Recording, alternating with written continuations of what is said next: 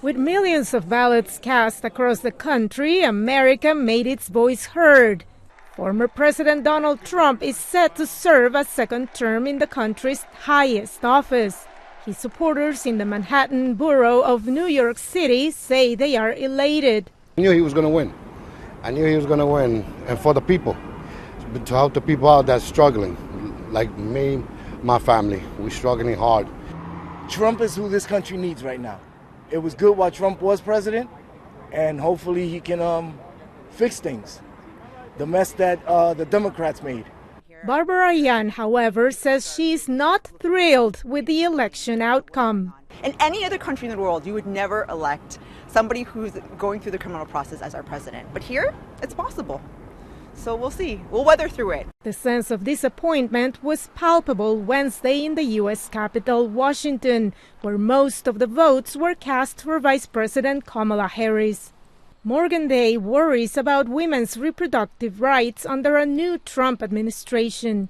The Trump presidency in his last administration obviously stacked the courts in such a way that Roe versus Wade was overturned.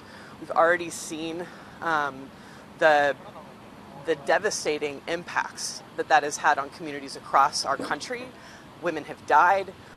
Transgender rights are on the mind of Davy, who didn't provide a last name.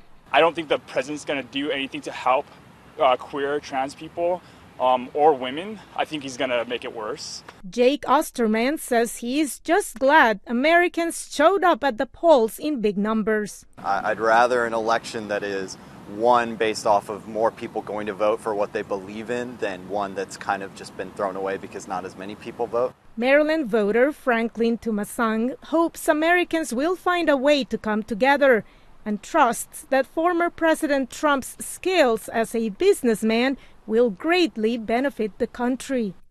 He's going to make the economy, the inflation go down, because that's a very big problem we're facing right now. Gas prices are up, groceries are up. Throughout the election, the economy remained a top priority for Americans. Now that Trump has won, the expectation for the former president to deliver on his promise to improve it are higher than ever. Veronica, Balderas, Iglesias, VOA News, Washington.